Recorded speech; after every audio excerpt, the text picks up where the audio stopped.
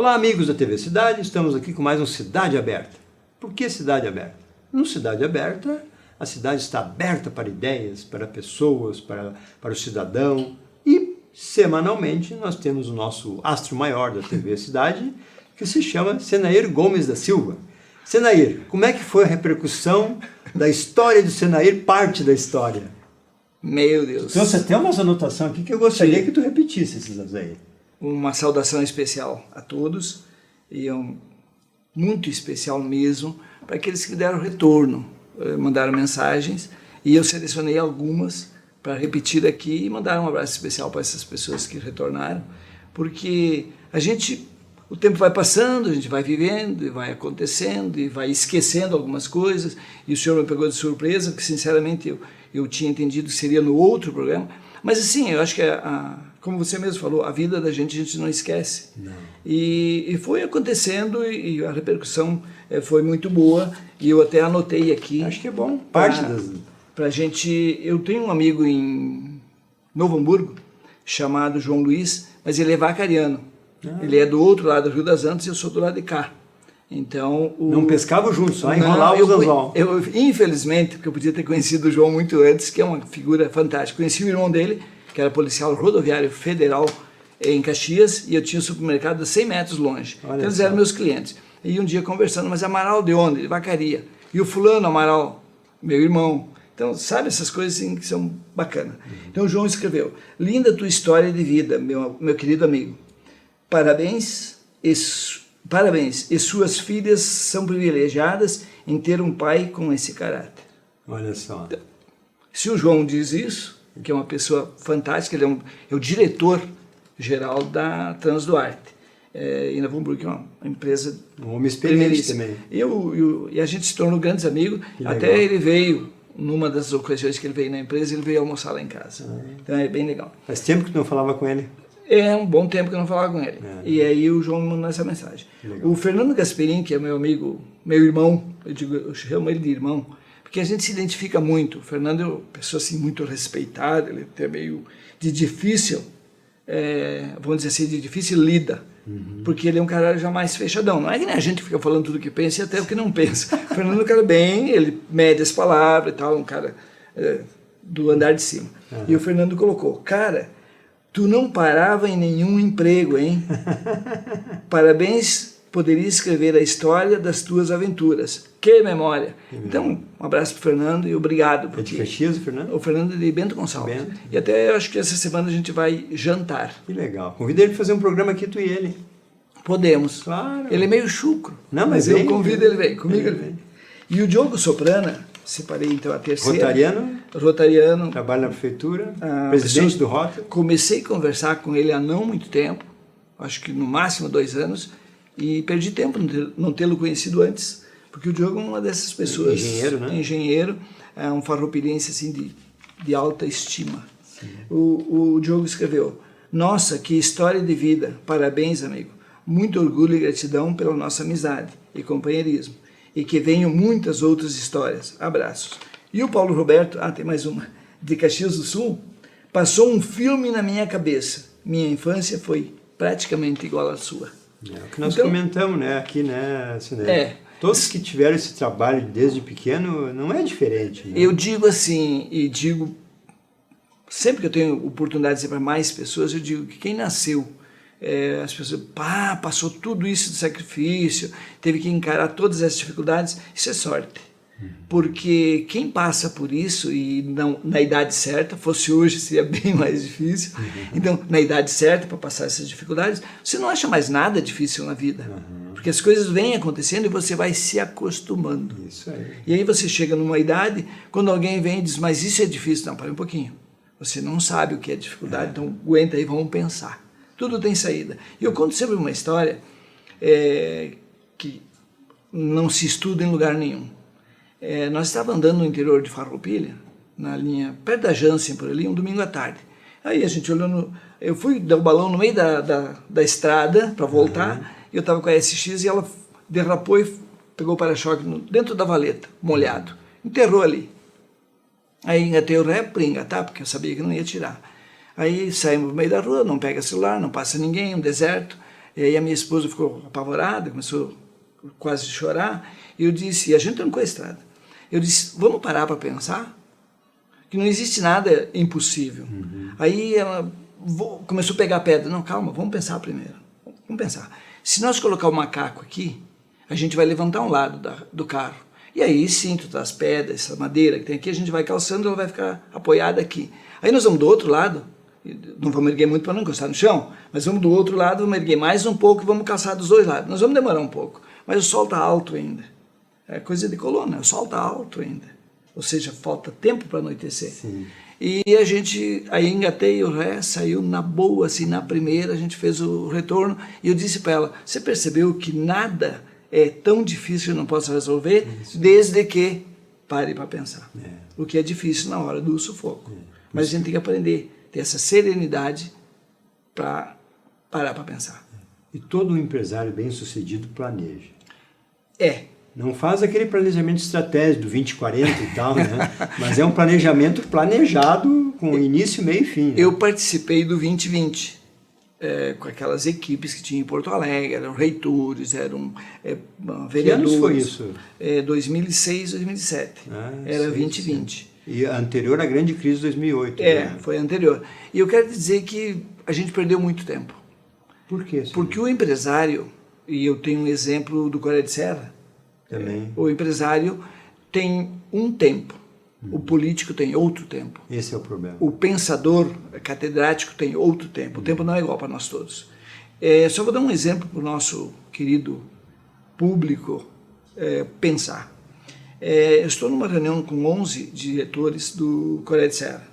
E aí veio à baila a conversa sobre o que fazer com os grandes animais mortos. Morria um boi, morria um cavalo, morria não sei o quê. Vamos fazer o que com esse animal? Aí o Bidese, que foi prefeito de Vista Alegre do Prata, estava sentado ao meu lado, ali pensando. Coreia de Serra tem 40 e tantos municípios. Aí todo mundo falou e tal, solução que é bom, a prefeitura tem que ir lá cavar uma vala e colocar o animal dentro, enterrar e ir embora. Isso tem custo. Eu disse, gente, e se fizesse um consórcio de todos os municípios, centralizar, o município do terreno, alguém da iniciativa privada monta uma empresa lá dentro, fabricar sabão, isso é matéria-prima de graça, o caminhão recolhe, vem ali, larga ali, quando tem quantidade X, você faz o processo de fazer sabão, uma fábrica de sabão, matéria-prima é zero. Aí o Bidese olhou e disse assim, olha o que é um empresário, já acha uma solução, mas é uma solução, porque a quantidade é alta. Se você somar quantos animais morrem por dia, animais grandes, nos 40 municípios, olha, dá uma fábrica de sabão de respeito. Vamos exportar sabão.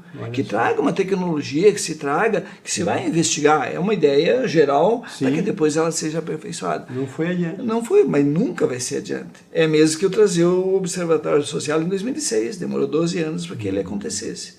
Então, são coisas assim. Já naquela época se falava no Observatório. Sim, eu tinha o software, que não custava 5 milhões, era de graça. Não, 5 milhões é com... É outra história.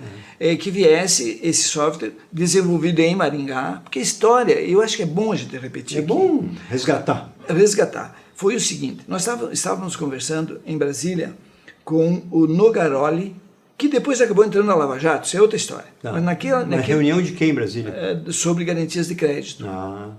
E aí o Nogaroli me disse, Senaíro, eu te disponibilizo o software, o treinamento para as pessoas, porque Maringá começou por quê?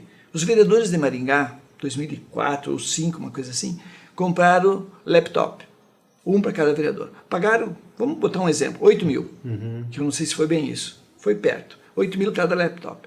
O que aconteceu? Eles fizeram pesquisa na cidade de Maringá. 2 mil. Não, eram 4 e pouco. Os Aí top. Foram ver a nota fiscal de compra, Galeria Pajé, sei lá, aquela de São Paulo, Galeria, aquela que só dá... Vende tudo e coisas importadas da China. Foram lá, viram a nota fiscal de lá. Tem muita picaretagem também, né? Então, superfaturado. Aí o pessoal foi investigar e botaram os caras na parede. Resultado dessa conversa toda, os vereadores de Maringá devolveram a diferença. Opa! Devolveram a diferença. Aí, grande trunfo. Aí os empresários da cidade, mais o prefeito e mais pessoas que decidiam pela cidade, resolveram implantar esse observatório social. Eu não sei se já existia em outro, não lembro disso. Não, Maringá foi a primeira. Eu acho que foi pioneiro. Com certeza. E esse Nogaroli ficou de presidente. Ele tinha uma rede de supermercado. Um homem de 2 metros de altura, bem grandão. Aí quando eu fui agora... Então, presidente da SIC? Ele foi presidente da... Não, você em Brasília era presidente da SIC? Não, sim, eu estava presidente na época. E estava presidente da agência de crédito, a Garante Serra hoje, mas na época era a Associação Gaúcha de Garantias de Crédito. Eu estava presidente lá também. Então, o que aconteceu? Eu pensei assim, pá, me brilhou o olho. Bom levar para Farroupilha. Se um dia eu fosse prefeito de Farroupilha, isso aqui tinha que estar implantado já. Junto comigo. Junto comigo. E se fosse até um observatório para cada secretaria, melhor ainda. Porque eles não trancam o andamento das coisas. Não. Eles não atrapalham em nada. Desde 2006 isso? 2006. Aí eu falei com diversas pessoas aqui em Farroupilha e todo mundo me desaconselhou. Não, você vai arrumar confusão com a administração pública. E aí aquela história, eu já era presidente de 2 entidades. Eu tenho a minha empresa para cuidar. Tu também... Ia puxar mais areia para os teus pés. Deixa assim, já que o pessoal não resistiu. Se o pessoal tivesse aceitado, é simples, ó, vão vocês lá em Maringá, eu não quero me envolver, vocês vão lá e copiem, está disponível. Então, são não essas coisas. Não era o tempo certo para isso. Não era o tempo certo. Que bom que agora aconteceu. Mas se atrasamos, né? Lógico, mas eu acho que isso tem que ser potencializado. Nós temos que acreditar que isso é uma ferramenta muito útil. Fantástico. Para trabalho que os vereadores deveriam fazer. Eu acho que o vereador... o problema é esse. Legislar e fiscalizar é a função do vereador. Toda a Câmara de Vereadores, em qualquer lugar que eu conheço, tem o lado A e o lado B. Apenas Caxias só tinha um lado, a prova está que o presidente e o vice, o presidente e um outro vereador são prefeito e vice hoje. A prova de que estava tudo num lado só. Essa é a prova maior. Que eu não concordo com um parlamento onde tenha 30 de um lado e 10 do outro. O parlamento tem que ser bem equilibrado. Principalmente os parlamentos nós temos no Brasil. Que se você vê o parlamento americano, só para dar um exemplo, é bem diferente. A coisa lá funciona diferente. O Trump, com todo o poder dele, foi encaminhado pela Câmara para o Senado o pedido de impeachment em questão de quantos meses? Rapidinho. 1, 2 meses no máximo. Aqui demora 2 anos. Então, o que acontece? Nós precisamos melhorar a fiscalização dos poderes. Não é só do executivo. Não, de todos. Nós temos que fiscalizar o legislativo, a sociedade que paga essa conta. Claro. E essa conta, vamos combinar, está muito pesada. E quem paga é o patrão, né? Assim, ó, nós estamos pagando como sociedade... Somos patrão. Sim, somos patrões. Uma carga que não dá mais. Olha, tenho dito e vou repetir aqui. Se nós não dermos jeito nos gastos públicos, principalmente com o pessoal de alto salário e os penduricalhos, nós vamos quebrar o país muito mais que está quebrado hoje. Claro. Não chegamos no fundo do poço ainda. Nós não temos mais... Os municípios vão ser os primeiros, já tem muitos quebrados. Né? Já tem. Depois vem os estados, também já tem muitos, e a União não vai se sustentar do jeito que está. Paulo Guedes está aí, começou o princípio do começo... Mas eu quero ver Paulo Guedes mexer no legislativo e no judiciário. Aí é mais embaixo. O executivo que menos tem problema. Parou a corrupção, não é mais problema, não tem mais problema. A máquina estava muito... começou a dar uma apertada. Agora pergunta no legislativo e no judiciário o que... Bom, eles gastam 11 milhões em alimentos? 11 ministros? No STF? Ou 13 no STF. Ou 13 milhões. Isso que o Supremo Tribunal Federal, todo mundo fala. Mas e o Superior Tribunal de Justiça, alguém fala? E o Tribunal de Justiça Eleitoral, alguém fala? Os ministérios, o Ministério da Justiça, alguém fala? Agora estamos falando porque o Moro é diferente. Esses ministérios outros todos aí, o Ministério do Trabalho, alguém fala? Penduricalhos para tudo que é lado. Então, eu lembro de ter presidente com 11 ministros. A gente sabia os nomes. Era obrigado a decorar na escola. Quem é o presidente, quem é o vice e os seus 11 ministros. Agora, eram 32 ou 33 ou 39. Chegou a 39, era quase os 40 ladrão. Faltou um, É. mas para ser os 40 era 39 ministros e um E o presidente. ladrão-chefe. É. Então eram 40 ladrões que administravam o nosso país. Hoje são 20 alguma coisa, não sei. Já caiu um pouco. 23, Mas aqui, 22, 24. Sempre que a gente fala na política, a gente tem que falar também na aldeia, no estado e depois no nacional. Porque antigamente só se criticava os governadores, os presidentes, mas aqui em Farroupilha o prefeito trocou 30 secretários. Como é que a prefeitura vai andar trocando 30 secretários durante 4 anos? 8, 7 anos agora. Né? Eu digo que a troca muito frequente é igual dentro de uma empresa. Você troca o chefe de produção muito seguido, você não tem produção, você não tem produtividade. Pode até ter produção, mas não tem qualidade. Não tem qualidade, não tem a produtividade, que é o que fazer mais com menos. Agora, aí a gente percebe o descompromisso com o dinheiro que é de todos. Porque se eu mexer no meu bolso, o problema é meu. Agora, uma prefeitura, o Estado e a União estão mexendo com o dinheiro nosso. E está fazendo tanta falta esse dinheiro que é jogado fora, está fazendo tanta falta em tudo. A gente vê a saúde com problema, infraestrutura com problema, segurança, educação. E aí a segurança, com esse número de pessoas sem receber nada, uma Bolsa Família, ou às vezes outros nada, e a drogadição desse jeito, a segurança pública está complicada. Cada vez mais. Cada vez mais. Só no estado que nós perdemos 20 mil policiais. 20 mil policiais. Era 37, estamos em 17. E a criminalidade aumentando. Imagina. E vai ficando campo aberto para eles. Claro. Vai ficando campo aberto. Agora começou a reduzir, em função das medidas, né? Já a liberação de armas em casa. O Bibo Nunes está entrando com um projeto de liberar a arma sem porte dentro do veículo. Né? Então, assim, os bandidos antes mantinham o pé na porta porque sabiam que não se podia andar armado. Agora já mudou. Diminuiu. Inclusive, esses estouros de caixas eletrônicos em bancos diminuiu bastante. Se eu via 3 notícias no mês hoje, se eu ouvi uma em 6 meses. E lógico que estamos enxugando gelo por enquanto, né? Que a gente conversava anteriormente ali, o Bolsonaro não vai conseguir fazer tudo o que ele gostaria, o Moro também não, mas é o começo, né, Sandra? É o começo de uma nova história no país, né? O problema maior que nós estamos vivendo hoje, que nós temos de uma esquerda que apodreceu, né? Uma esquerda que tinha cabeças iluminadas na esquerda brasileira. Eu ainda falo na cultura. O Ministério da Cultura servia para quê? A Lei Rouanet, para quem? Quem está nos assistindo sabe disso. Só para os artistas que não precisavam, né? Era para fazer filme. Comprar jatinho. Mas era principalmente a Lei Rouanet, para filme e para peças de teatro. E o restante tudo ficava de fora. Então nós temos as casas de cultura no país todo, leia-se Rio de Janeiro principalmente, que é a mais visitada, totalmente abandonada. Claro. O que é? Eu não fui visitar, mas tem pessoas amigas meus que me falaram que estava totalmente abandonado. O Museu do Rio de Janeiro que pegou fogo, né? Diz que estava E aí os caras agora vêm dar discurso dizendo que trocou o secretário, trocou não sei o quê, não é Estado do Ministério. Eu não quero saber se é Estado do Ministério ou é Secretaria. Eu quero saber que se cuide da coisa pública. E que se faça cultura para nós brasileiros nos orgulhar. Querer visitar um museu, querer participar de uma peça de teatro, ir ao teatro, é isso que precisa. Ensinar nas escolas a importância da cultura, mas a cultura como um todo.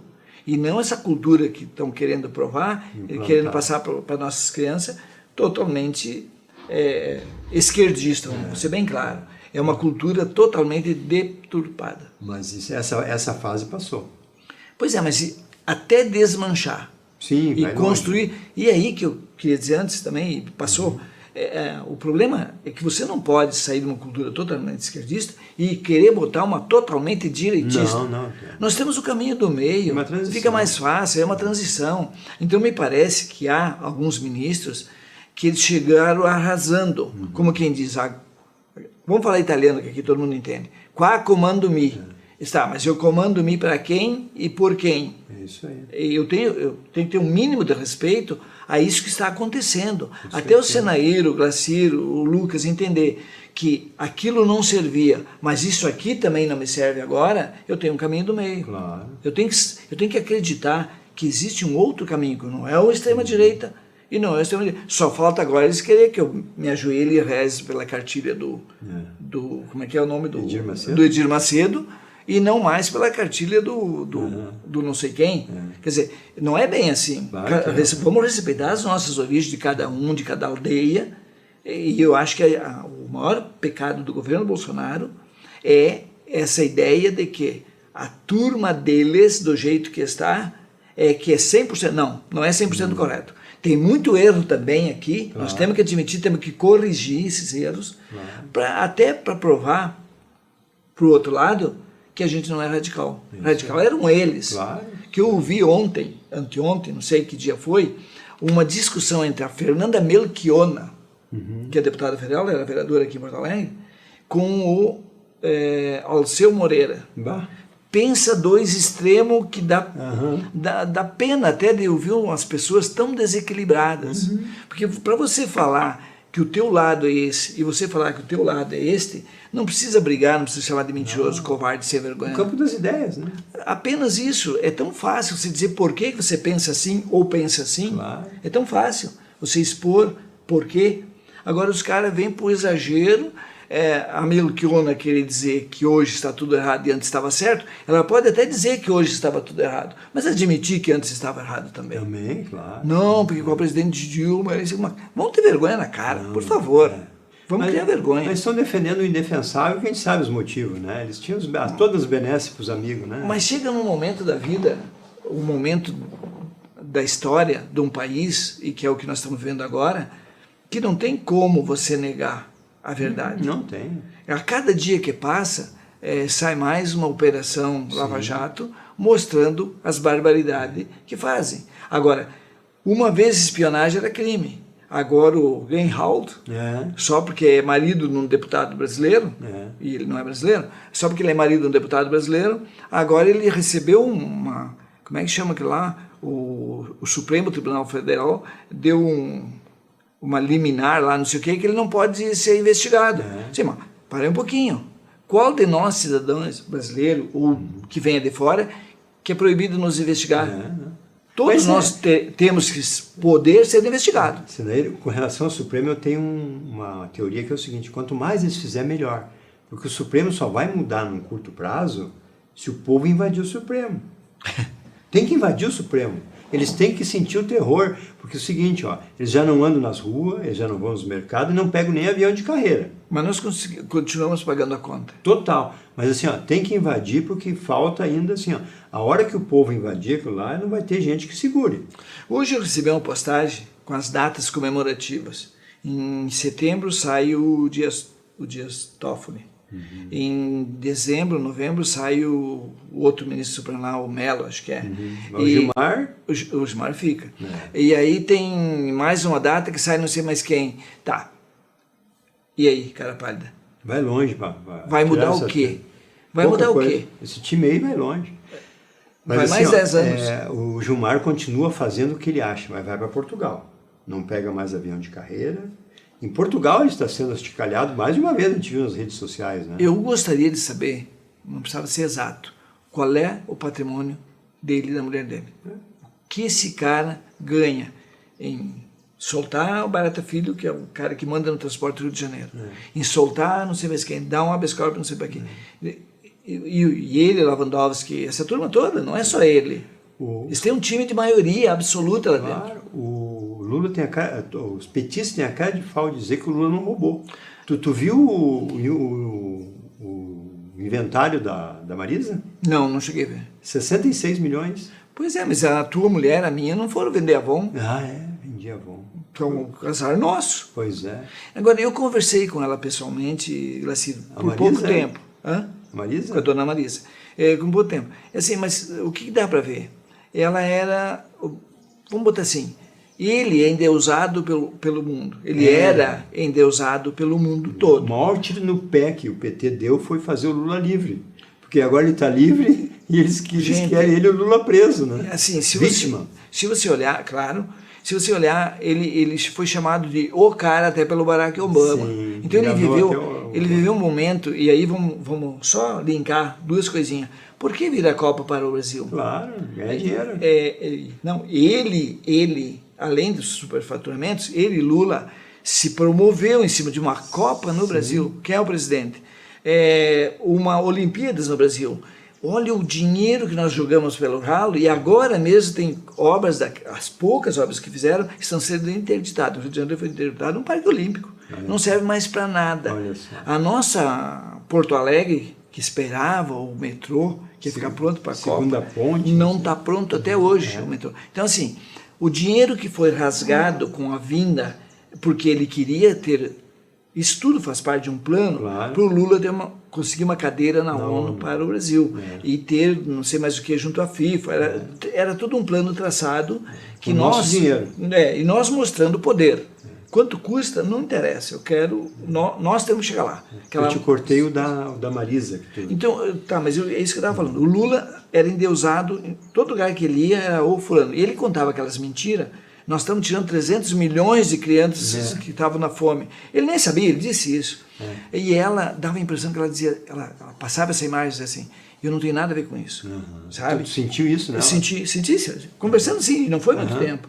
Mas pelas perguntas que eu fiz para ela e pelas respostas, é uma pessoa assim, me parece que ela tinha muito menos malícia, muito menos sacanagem na cabeça do que ele e a turma dele. Ela era um ponto fora da curva.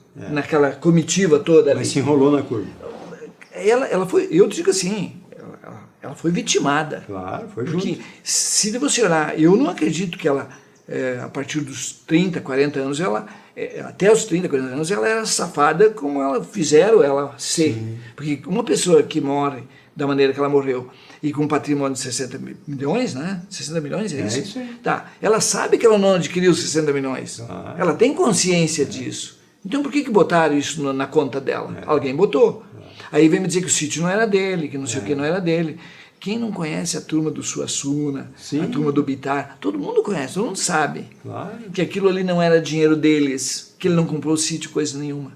Então a gente começa a pensar, e tem alguns livros que eu vou começar a ler sobre a verdade da era petista, sobre a verdade da era petista, com provas.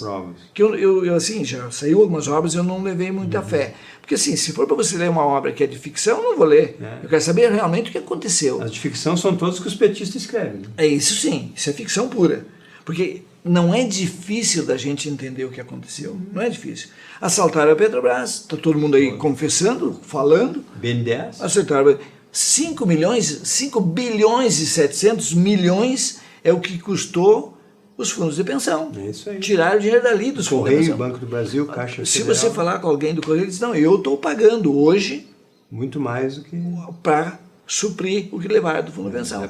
Até os aposentados, coitados dos velhinhos roubaram, a Gleise e o marido, Paulo Bernardo. Caquedo. Então, se a gente parar para pensar, qual é a estatal que não foi assaltada? Qual? Todos. O BNDES, então, 700 bilhões. E está saindo coisa que eu não sei quando vai parar de sair. Vai longe. Um dos ministros disse uma vez, que era desse tamanhinho o problema, ele disse, a gente puxa uma pena e sai uma galinha. Imagina. Eu não sei qual o ministro que falou. Agora, meu amigo, tu puxa um pelo e está saindo um hipopótamo ou um elefante, debaixo da confusão toda que eles se meteram. Muita coisa. Então, eu não digo isso com satisfação. Não. Esse dinheiro é para estar na segurança, saúde, na educação. Eu digo isso com muita tristeza. Claro. Porque eu cheguei a acreditar.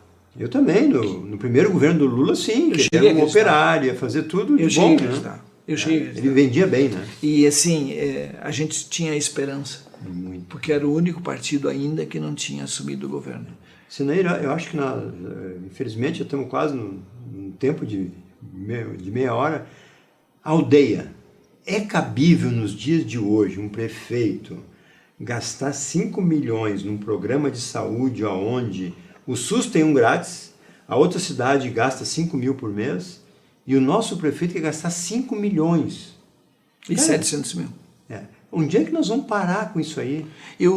Com a palavra, a Câmara de Vereadores, o Ministério Público e o Observatório Social, com a palavra eles. Observatório Social tá. O Maurício Bianchi deu uma entrevista assim, ó. Eu nunca vi o Maurício alterado, assim, vamos dizer, na forma de se expressar. Porque ele é um cara sereno, tranquilo, um advogado comedido, experiente. E é um doutor em direito. É um doutor, assim, que ele não sobe a linha do... Né? Cara, ele estava alterado na entrevista na Espaço, que eu acho que foi ao ar hoje de novo, algumas partes. É um absurdo, uma aberração. Ele usou o termo aberração. Eu comentei, aqui eu posso falar, na Rádio Miriam, às 8 da manhã anteontem, não sei que dia foi, segunda-feira eu comentei com ele. Ontem. E eu disse para o Celso, eu tive na minha empresa, por isso é a experiência própria, eu comprei o software que eu precisava para gerir meu negócio. Claro. Eu comprei 4 módulos, os principais. E depois eu fui contando da minha necessidade, o que eu quero. Eu quero isso. O cara ia lá, um mês depois, 2 meses, ele trazia. Cenário está aqui, vamos testar? Vamos. Partes. Funcionava. Quando eu fechei a empresa, eu tinha 11 módulos. E então, tudo que eu precisava, eu acessava o sistema o botão, e o meu relatório vinha prontinho como eu queria. O histórico do item, aquela coisa toda. Bom, a evolução disso, a evolução daquilo, tudo que eu achei que era interessante para mim como administrador, o software foi me trazendo. Essa empresa foi recomendada, tu testou em outros locais onde eles estavam fazendo e era conhecida? Não sei, tu disse... Da tua empresa? Da minha empresa, Como é que tu contratou essa empresa? Eu contratei porque, primeiro, eu conhecia os donos. Segundo, eu fui em outras empresas que não eram o mesmo problema, a minha era uma empresa diferente, né? Nós temos... o ramo de atividade. E até porque a gente faz a prestação de serviço, o comércio e a fabricação. E a indústria. Então é mais complexo um pouco. Mas eu tive aquilo que eu quis saber, aquilo que me interessava enquanto relatório de gestão, eu tive todos. Porque essa empresa de desenvolvimento de software é de Bento Gonçalves, não é nem de Farroupilha nem de Caxias, não é de Bento. Não é de Brasília que o prefeito contratou. Pois é, mas olha, nós temos em Caxias algum centro de excelência nisso. É isso que eu fico... Será que fizeram uma pesquisa, conversaram com essas pessoas? Diz o que você quer e o cara vai desenvolver. Nós temos uma Grendene aqui que deve ter o top dos top. Então, assim, saúde, sim, mas... Tu não vai curar o cara porque tu tem um software diferente. Tu vai precisar do médico.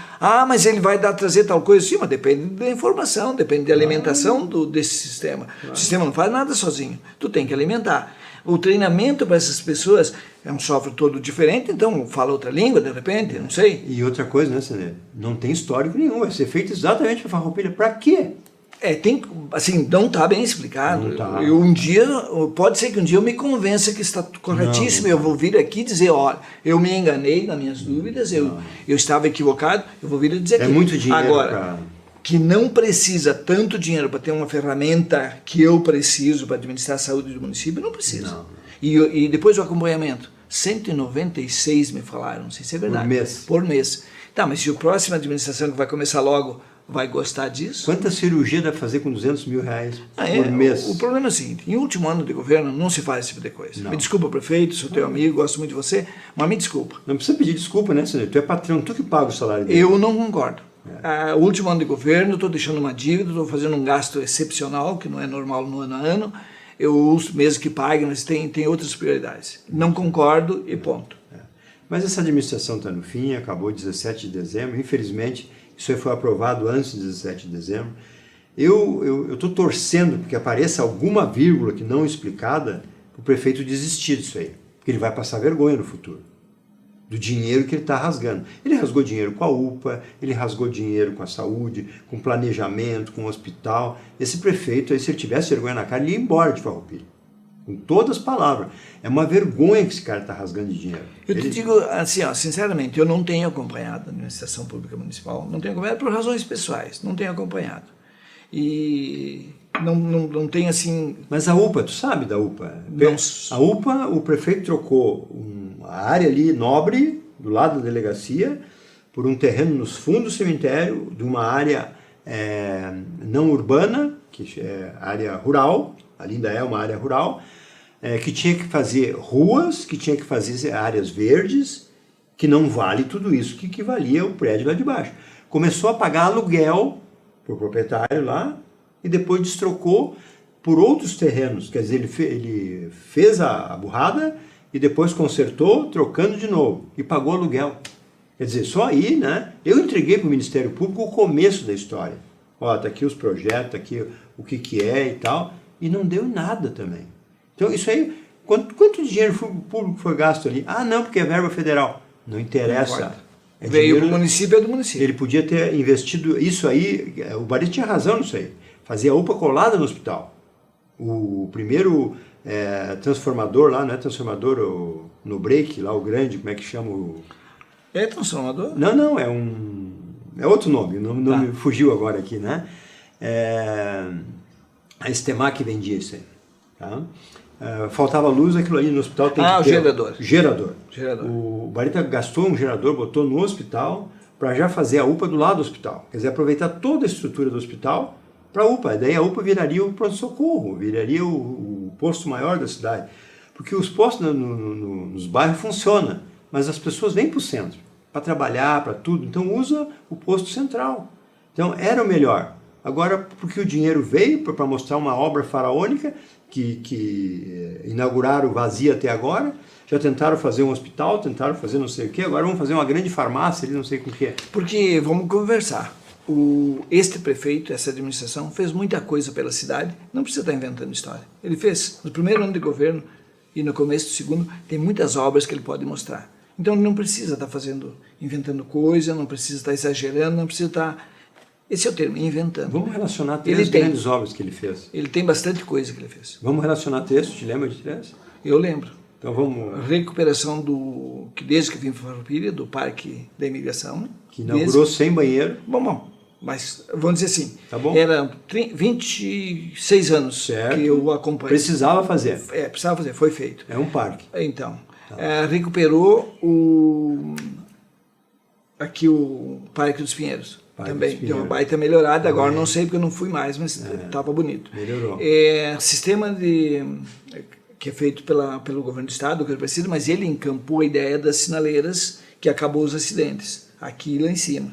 Tem gente que acha que piorou ou não, mas acabou os acidentes, que é isso que a gente precisa. Precisa ainda na Santa dar uma melhorada. Ele prometeu um túnel, gastou 500 mil no projeto, com a Secretaria do Planejamento, e gastou num projeto para pagar uns companheiros de fora. Gastou 500 mil planejando a cidade para dar para o grande cara do PT de Caxias. Esse foi os grandes projetos também, Sinei. Como eu te disse, eu não estou acompanhando... Tão de perto, você estava numa fase muito focada na empresa. Né, e assim, outro detalhe... Grandes obras no interior. A gente viu asfaltamento no interior. Muito bom. A gente viu uma série de coisas que ele fez. Claro, tem para manchar o currículo, o hospital. Muito. Esse aí não será esquecido. Esse do túnel aí, ele imaginava uma coisa e foi outra. Acho que aí ele imaginou diferente. Gastou um monte com uma coisa eu ouvi ele dizer uma vez, ele disse para mim, que ele imaginava a política, a administração pública, uma coisa, eu vou lá e faço. Não, por isso que eu nunca quis entrar na vida pública, eu sei que é assim. Eu dependo da A, B, C, D, E, F, tenho que fazer uma curva enorme para fazer aquilo que eu quero fazer, aquilo que eu acho, e eu estou provando que é benéfico para a cidade, e eu preciso, no jogo de xadrez, acompanhar e o jogo. Contentar todos os companheiros. Sim. Esse é o grande Principalmente a base aliada. Aí que está o problema. Então, aí começa tudo, né? Eu entendo como é que funciona. Mas, Sinei, te deixo com os abraços finais na Câmara 3 ali. Pô, eu tinha preparado a minha história para contar, mas não vai dar mais tempo. Então, assim, um abraço a todos. Um abraço para o Nelsinho da Lojas Valentini, meu grande amigo. Um grande abraço, Nelson. Temos que trazer ele aqui, convida ele. O Nelson, não, mas agora eu vou ter tempo. Exato. Você me deu 60 dias. Não, de 30 dias. É só 30? É, tá 30. bom. Então, assim... O Nelson é uma grande história, é um cara que é muito estudado, né, e um comerciante de primeira. Não, o Nelson perdeu no tênis para mim. Ah, bom. No tênis? Claro, eu cheguei lá para visitar ele e meus irmãos, que estavam juntos, né, sou bem mais velho que ele, e aí eu errei duas, porque é o tempo que eu não jogava, mas o pai disse, não, continua mais um pouco. E aí eles, sabe que fazia fila, né? Chamavam para passar revista, uma coisa assim. Revista. Aí os caras vai perdendo e vai entrando em outro lugar e eu ali, ganhei todos eles. Ah, é? Fui campeão olímpico em 67 no tênis. Tu era tenista? Tênis individual, mas com a raquete de madeira. Ah, faz tempo. Faz tempo. Sinei, Um abraço a todos. Um abraço, obrigado pela tua presença aqui, é sempre muito elogiado. Muito obrigado. É isso que nós queremos.